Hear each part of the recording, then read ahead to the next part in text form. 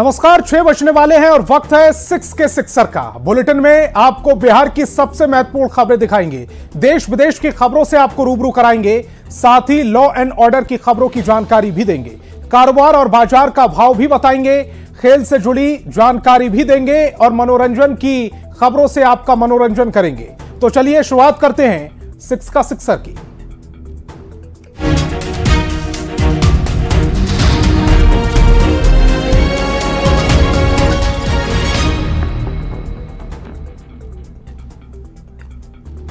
और बिहार में बाढ़ राहत में लगे एयरफोर्स के एक चॉपर का इंजन फेल हो गया। मुजफ्फरपुर जिले के औराई में पायलट ने पानी में चॉपर की इमरजेंसी लैंडिंग कराई। चॉपर सीतामढ़ी से बाढ़ राहत सामग्री लेकर जा रहा था। इसमें 2 पायलट और 2 जवान सवार थे जो सुरक्षित हैं। उन्हें मामूली चोटें आई हैं। एयरफोर्स ने मामले की जांच के आदेश दिए हैं।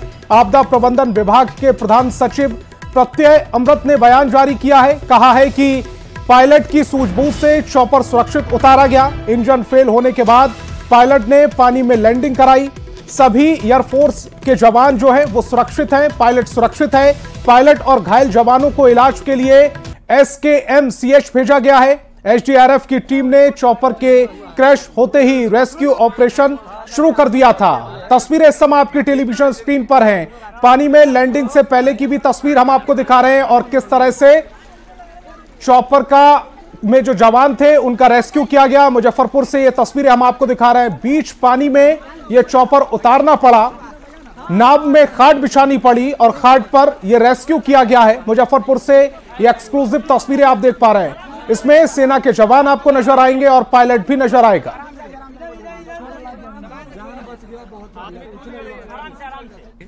जो जानकारी हम लोगों को है, अनफॉर्चुनेटली इंजन फेलियर की बात हुई और इसे प्रिकॉशनरी लैंडिंग कहेंगे। और जिस सूझबूझ के साथ पायलट ने काम किया है वायुसेना के, उन्होंने अपने 4 सभी साथियों की जान बचाई है।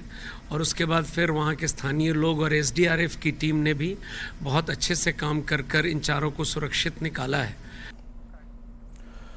आज गांधी जयंती है। आज के खास दिन मुख्यमंत्री नीतीश कुमार पटना में बापू टावर का उद्घाटन उन्होंने किया। आपको यह भी बताएं कि 2018 में 2 अक्टूबर को मुख्यमंत्री ने इसकी नींव रखी थी और आज यह बनकर तैयार है।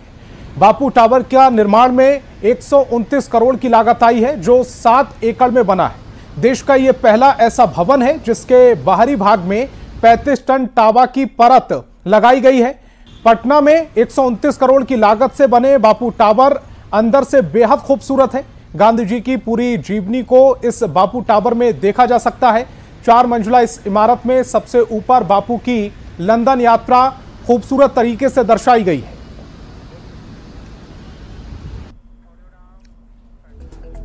और प्रशांत किशोर ने पार्टी का ऐलान कर दिया है। प्रशांत किशोर की पार्टी का नाम जन स्वराज पार्टी है। निर्वाचन आयोग से इसकी इजाजत भी मिल गई है। वेटनरी कॉलेज ग्राउंड में प्रशांत किशोर ने संबोधित किया और उस दौरान उन्होंने कहा कि जन स्वराज के मंच पर सभी जाति के लोग आए हैं। बिहार को सुधारने का जिम्मा जन स्वराज को मिला है। ऐसा बिहार बनाना है जिसे देश और दुनिया में पुरानी पहचान से जाना जाए।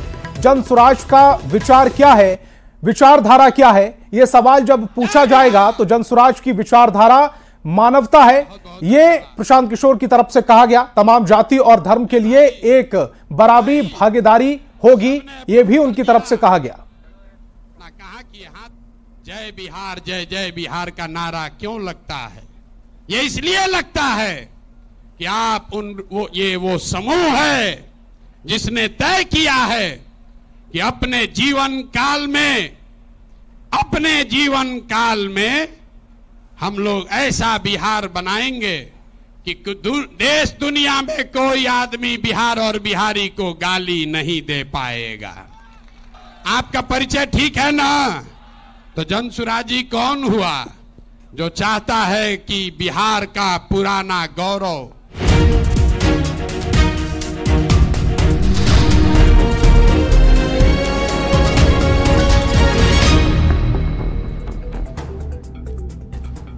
और अब बात देश विदेश की। झारखंड दौरे पर आए प्रधानमंत्री मोदी ने कांग्रेस और जेएमएम पर जमकर निशाना साधा। हजारीबाग में बोलते हुए प्रधानमंत्री ने कहा कि संथाल परगना में आदिवासी की आबादी लगातार कम हो रही है और दूसरी आबादी लगातार बढ़ रही है। बांग्लादेशी घुसपैठियों की संख्या तेजी से बढ़ रही है। ये जेएमएम और कांग्रेस की सत्ता की भूख का नतीजा है। वोट बैंक का खेल चल रहा है। झारखंड की विरासत को बलि चढ़ाना, झारखंड की अस्मिता को बलि चढ़ाना, ये खतरनाक खेल, इनका खेल कितना खतरनाक है, ये संथाल परगना इसका जीता जागता सबूत है। संथाल परगना में आदिवासी आबादी लगातार कम हो रही है। इजराइल और ईरान के बीच जंग से दुनिया भर की टेंशन बढ़ गई है। इजराइल और ईरान आमने सामने से मिसाइल दागने लगे हैं। अब ईरान ने पलटवार किया है और हिजबुल्लाह चीफ नसरुल्लाह की मौत का इजराइल से बदला लिया है। ईरान ने मंगलवार रात को इजराइल पर रॉकेट मिसाइल से अटैक कर तेल अवीव के आसमान को धुआं धुआं कर दिया। ईरान ने इजराइल पर करीब 200 बैलिस्टिक हाइपरसोनिक मिसाइल की बरसात कर दी। इजराइल ने जिस बेस से नसरल्लाह को मारने के लिए F-35 जेट्स को लॉन्च किया था, ईरान ने उसे भी ध्वस्त करने का दावा किया है। ईरान ने इजराइल पर अब तक का सबसे बड़ा हमला किया है। ईरानी हमले के बाद इजराइल ने भी बदला लेने की कसम खाई है।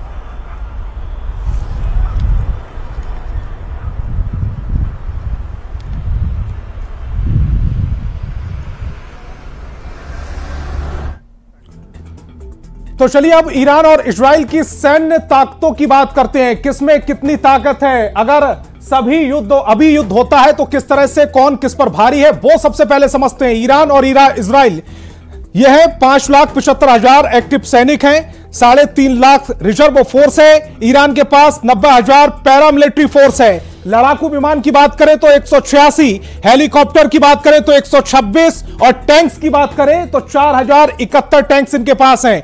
इजराइल के पास एक्टिव सेना की बात करें तो 1,73,000 है। अगर रिजर्व फोर्स की बात करें तो 4,65,000, 8,000 पैरा मिलिट्री फोर्स है। लड़ाकू विमानों की बात करें तो 241 है और हेलीकॉप्टर की बात करें तो 126, 2,200 से ज्यादा टैंक्स इनके भी पास हैं। और इसी बीच एक बड़ी खबर आपको बता रहे हैं, ईरान के राष्ट्रपति कतर के लिए रवाना हो गए हैं। इस वक्त की बहुत बड़ी खबर आपको बता रहे हैं, मसूद पेजेशिकियान रवाना हुए हैं कतर के लिए। जंग के बीच ये कतर के लिए रवाना हो गए हैं, इसके भी बहुत बड़े मायने हैं। कतर के लिए क्यों रवाना हुए हैं, इसका मायना भी हम आपको बताएंगे, इसका मतलब भी आपको बताएंगे।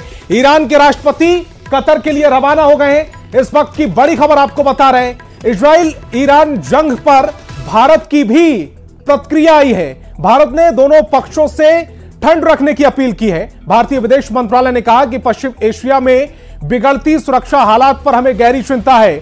हम सभी पक्षों से संयम बरतने और नागरिकों की सुरक्षा सुनिश्चित करने की अपील करते हैं। यह महत्वपूर्ण है कि एक संघर्ष एक बड़े क्षेत्रीय तनाव का रूप न ले। हमारा आग्रह है कि सभी मुद्दों को बातचीत और कूटनीति के जरिए सुलझाया जाए।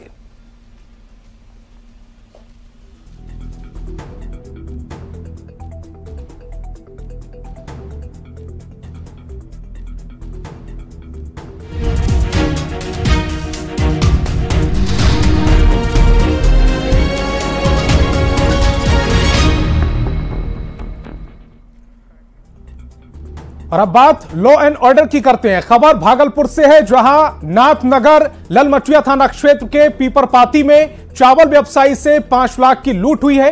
हथियार के बल पर नकाबपोश अपराधियों ने दुकान में घुसकर घटना को अंजाम दिया। अपराधियों ने चावल व्यवसायी गौतम भगत को जान से मारने की धमकी दी है। घटना के बाद इलाके में दहशत का माहौल है।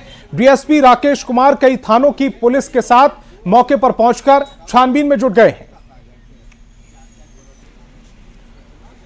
तो भागलपुर से ये बड़ी खबर आपको बता रहे हैं। ये तस्वीरें भी देखिए, तस्वीरों में चावल व्यवसायी को जान से मारने की धमकी का ये पूरा वीडियो इस समय आपकी टेलीविजन स्क्रीन पर है। इस वक्त की बड़ी खबर भी आपको बता रहे हैं, 5 लाख रुपए की ये लूट भी की गई है। व्यवसायी से 5 लाख की लूट से इलाके में दहशत का माहौल है। बाइक सवार नकाबपोश अपराधियों ने इस पूरे लूट कांड को अंजाम दिया है। नकाब लगाकर आए बाइक सवार बदमाशों ने इस पूरे लूटकांड को अंजाम दिया। तस्वीरें देखिए, चावल व्यवसायी हैं ये, जिनके साथ इस तरह लूट की घटना इलाके में दहशत पैदा करती है। बाइक सवार आया, मुंह में पट्टी बंधा हुआ था और कुछ कट्टा टाइप का थ्रिनरिया जो होने जानते हैं वो सटाया और बैग में हमारा 5 लाख रुपया था, वो लेकर के चला गया। कितने बजे हुआ ये घटना? 5 मिनट कम था, 11 बजने में। कितने लोग थे? 3 लोग थे। तीनों के पास क्या हथियार था? हाँ, तीनों के पास है। जी। क्या कहा आपको? बोला चाचा क्या हाल है, उसके बाद जो है बोला हमको बैग दे दो तो गोली मार देंगे।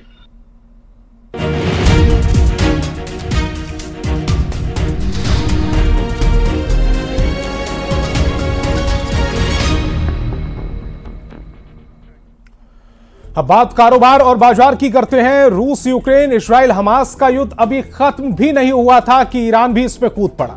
ईरान ने मंगलवार को इजराइल पर दर्जनों मिसाइलें दागकर युद्ध का ऐलान कर दिया है। भले ही यह लड़ाई हजारों किलोमीटर दूर हो रही है, लेकिन इसका सीधा असर भारत और यहां के लोगों पर दिखेगा।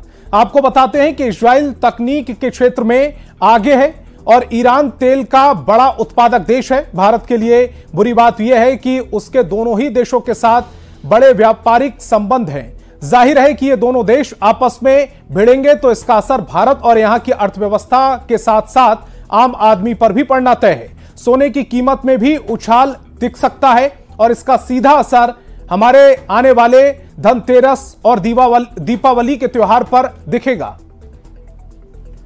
तो भारत पर कितना असर पड़ेगा यह देखने वाली बात होगी, क्योंकि दोनों ही देशों के साथ हमारे जो रिश्ते हैं वो बहुत अच्छे हैं। ईरान से हम तेल लेते हैं और टेक्नोलॉजी इजराइल से ली जाती है, और ऐसे में भारत में अब जो त्योहार आने वाले हैं उसको देखते हुए भारत में सोने की कीमतों में इजाफा हो सकता है। सोने की कीमतों पर इसका असर पड़ सकता है।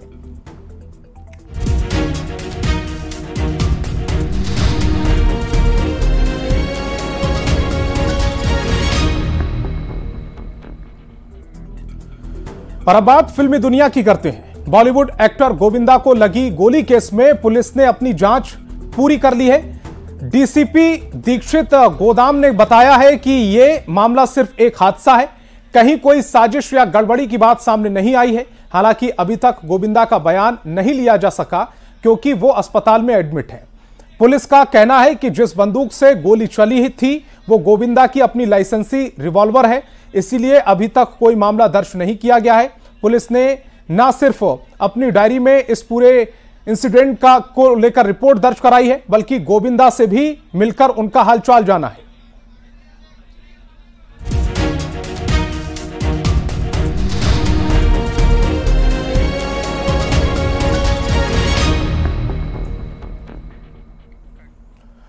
और अब बात करते हैं खेल जगत की। अंतर्राष्ट्रीय ओलंपिक समिति की सदस्य नीता अंबानी ने ओलंपिक और पैरालंपिक खिलाड़ियों को सम्मानित किया है। रिलायंस फाउंडेशन की संस्थापक और चेयरपर्सन नीता के निमंत्रण पर ओलंपिक और पैरालंपिक खेलों में भाग लेने वाले करीब 140 एथलीट मुंबई में उनके घर आए थे। इसके अलावा मशहूर कोच और खेल जगत से जुड़ी कई और हस्तियां भी इस कार्यक्रम में शामिल हुए।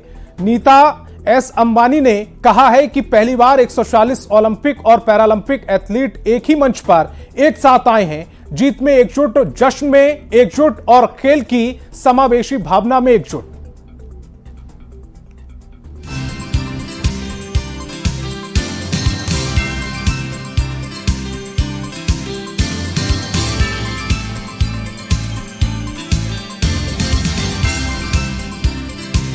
भारत के सभी ओलंपियंस, पैरालंपियंस एक ही साथ एक ही प्लेटफॉर्म पर आ रहे हैं।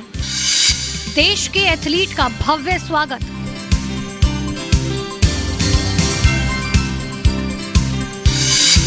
एंटीलिया में पदक वीरों का सम्मान।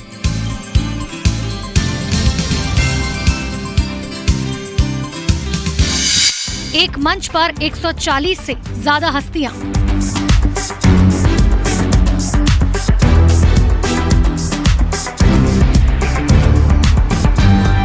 ये उत्सव है उन लोगों के सम्मान में जिन लोगों ने भारत के मान को विश्व में ऊंचा किया है।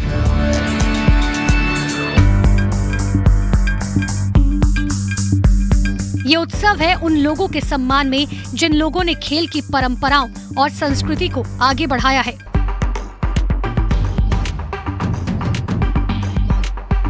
ये उत्सव है उन लोगों के सम्मान में जिनकी काबिलियत का लोहा पूरी दुनिया ने माना है।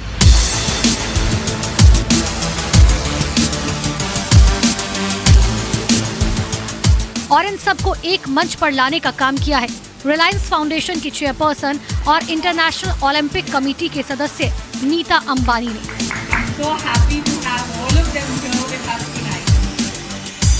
ये पहली बार है जब इतने विशाल और भव्य सम्मान समारोह में ओलंपिक और पैरा ओलंपिक खिलाड़ियों ने एक साथ शिरकत की, जिनमें से हर एक का स्वागत किया खुद रिलायंस फाउंडेशन की चेयरपर्सन नीता अंबानी ने।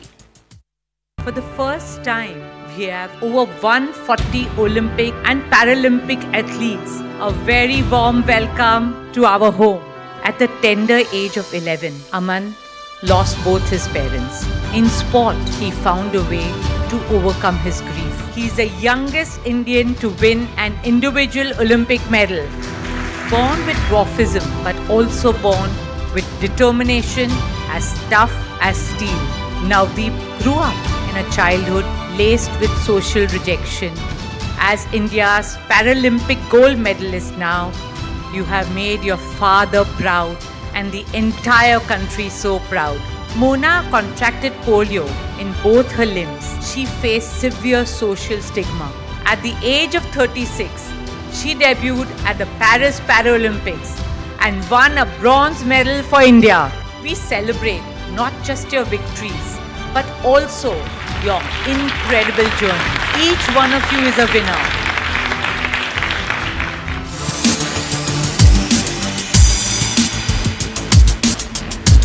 उनतीस सितंबर को इस भव्य आयोजन का आगाज एंटीलिया में किया गया।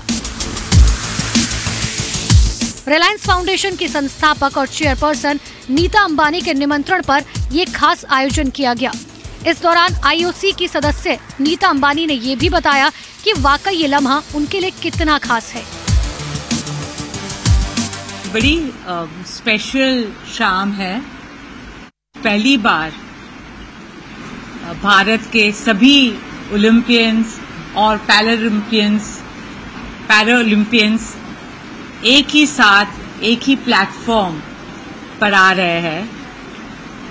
We are so proud of them. All Indians, we are proud of each and every one of them. रविवार शाम को आयोजित हुए इस कार्यक्रम को यूनाइटेड इन ट्रायम्फ नाम दिया गया था। इस दौरान जब ओलंपिक पदक विजेता निशानेबाज Manu Bhaker, javelin thrower Navdeep Singh, Neeraj Chopra, para shooter Mona आयोजन में हिस्सा लेने पहुंचे तो खुद नीता अंबानी ने उनकी न सिर्फ आवभगत की बल्कि सभी के इस आयोजन में शामिल होने पर अपनी खुशी जाहिर की। ये सब तो हमारे भारत की शान है। Manu needs no introduction. Please give her a big round of applause. Navdeep, Mona, and of course, Neeraj. I'm so happy to have all of them here with us tonight. Six का sixer में फिलहाल इतना ही। आप देखते रहिए news 18 Bihar Jharkhand.